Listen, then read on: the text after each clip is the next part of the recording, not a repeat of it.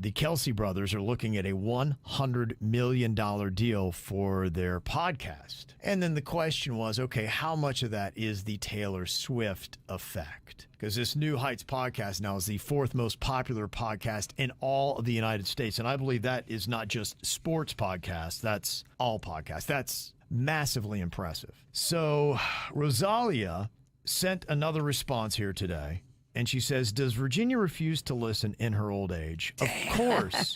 Of course, Taylor helped. No one is denying that, but it's not the only reason for their success. Number one sports podcast in 2022 before Taylor. Now, Virginia has something as well that comes from Edison Research. Here's the story. In quarter four, which that's the end of a year, if you're not familiar with how the quarters go, there was a 4 times increase, and the podcast was number 6 overall in the U.S. during the final 3 months of 2023. In quarter 3, the podcast was ranked number 67, and in quarter 2, it wasn't even among the top 100 podcasts. Now, you might argue that people listen more to a NFL football players podcast during the season, but also as we got into the fourth quarter, that's when the relationship was really steaming. Now, Swift's noticeable effect also comes in when examining the breakdown of the New Heights audience, which is now 50% female weekly listeners. In terms of the top podcasts in the U.S. among females age 13 plus, New Heights was also number 6. New Heights was easily the top sports podcast in quarter 4. Its position at number 6 overall put it just below Dateline NBC.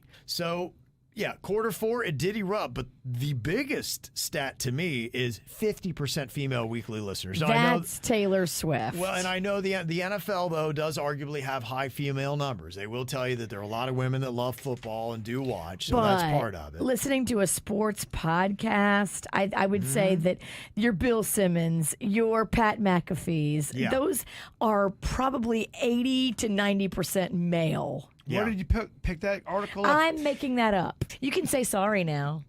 And you can kiss the ass of Taylor Swift, just like Jason Kelce and his brother better be doing, because she is a kingmaker. It would be interesting to see, without the Taylor Swift effect, would the Kelce brothers still be beating, for instance, a Pat McAfee, Pardon My Take, all those? I assume Travis is very well aware of the kiss that his career has gotten since he's been in this relationship. I'm sure that he strategically sought it out. And now the big question is, if she starts to weigh on him and he starts to kind of get over it, what is that internal dialogue like? Stick it out. Kelce? Stick it out, man. Stick it out. Oh my God. If you want to talk about the podcast I'd listen to, I haven't listened to the Kelce brothers, and I don't really care to, but if you could hear the internal dialogue going on in Travis Kelce's mind about his debate on the relationship with, I would listen to that every day, all day. That would be so fascinating. Like, dude, your numbers, you're looking at a $100 million deal. Oh, she's so annoying, and all she does is talk about cats. He's not sick of her yet. They're still in that honeymoon phase. You're looking for an internal dialogue that I think will happen right around like year 5. I've got to listen to so many Taylor Swift songs. I think this music is pure shit. She doesn't listen to her own music. No, he does, because they always ask him questions about your favorite song and your favorite lyrics and all that, and he has answers. So he is doing the work. He goes to the shows. I think he's a fan. Okay, so it's complete bliss.